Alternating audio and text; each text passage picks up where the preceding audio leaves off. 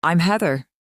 Standing in the grand ballroom of my wedding reception, I watch as my husband Ryan steps up to the microphone. The room falls silent, and I know that in a few moments, everything is going to change. The projector screen behind him lights up, revealing a PowerPoint presentation with the title, The Price of Humility.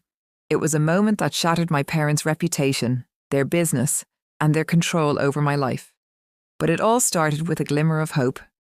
2 years ago, Ryan proposed to me at a beautiful garden in the heart of the city. It was a simple yet perfect moment, with a picnic blanket under a blooming cherry tree and a diamond ring that had been in his family for generations. I said yes, feeling on top of the world. The next day, I called my parents to share the good news. My mother, Sarah, sounded excited, and my father, Robert, offered his support. They even mentioned that my grandparents had left a trust fund of $120,000 for the first grandchild to get married. I was overjoyed, thinking that they finally saw me as a priority. We started planning our wedding, and after visiting numerous venues, we found the perfect one, a charming vineyard with a capacity for 200 guests. We booked it for October 18th, 2025, and paid a non-refundable deposit of $8,500. I texted my parents a photo of the venue, and they responded with enthusiasm. My younger sister Lily is 26 years old. She's a fashion blogger with a large following on social media. My parents have always doted on her, funding her lifestyle and supporting her dreams.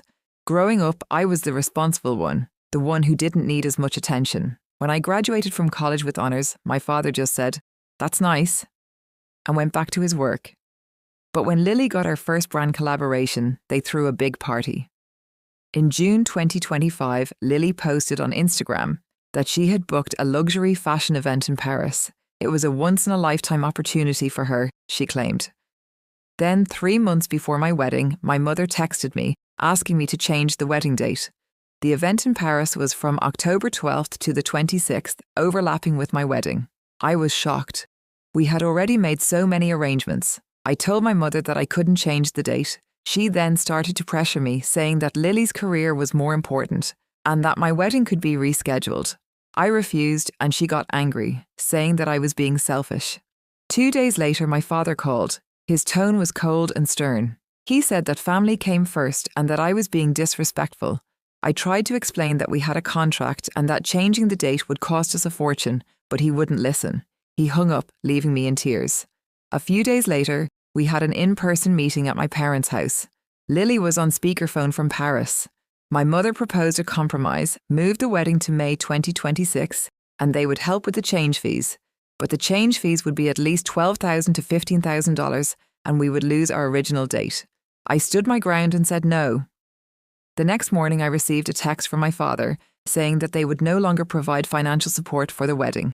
They took back the promise of the $120,000 trust fund, claiming that my wedding didn't honour the family. For the next few weeks, they ignored my calls and texts.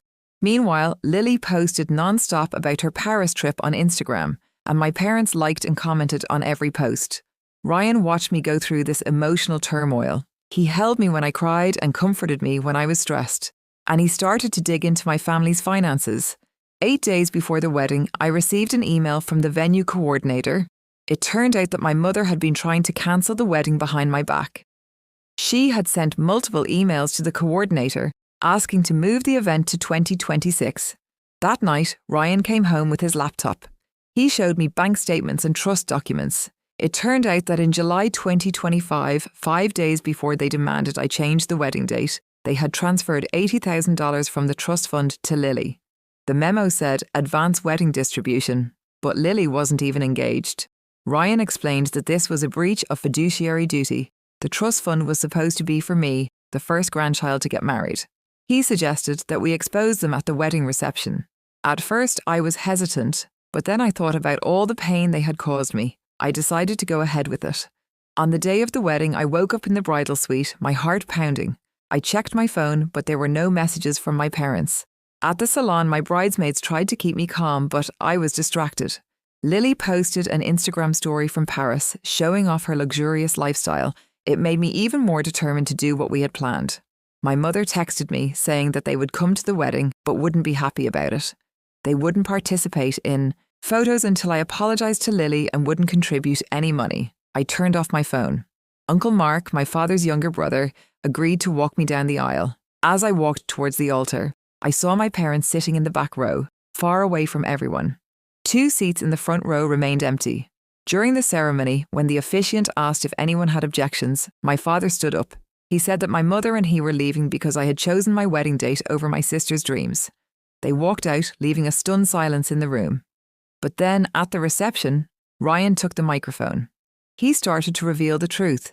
He showed the trust documents, the bank statements, and the emails my mother had sent to the venue coordinator. He told everyone how my parents had stolen my inheritance and tried to cancel my wedding. The room was in shock. People gasped and whispered. Some of my relatives were in tears. After Ryan finished his presentation, the room erupted in applause. People stood up and clapped, not for us, but for the truth. After the reception, the news spread like wildfire. My parents' car dealership started receiving negative reviews. A local news station contacted us for an interview. We hired an attorney, Mr. Thompson, who specialised in trust litigation. He said we had an airtight case for breach of fiduciary duty. A few days later, my parents' lawyer contacted us, saying they wanted to mediate. After a long negotiation, they agreed to pay us $193,000, which included the original trust fund, punitive damages, and legal fees. They also sent a written apology, acknowledging their wrongdoing. 6 months later, Ryan and I bought our first home with a down payment from the settlement. I was pregnant and we were starting a new chapter in our lives. My parents tried to reach out, but I decided to wait and see if they could prove that they had changed. Looking back, I realised that sometimes the family you build is stronger than the family you're born into. I've learned to stand up for myself and not let others control me with money or guilt. And I'm grateful for Ryan, who stood by me through it all.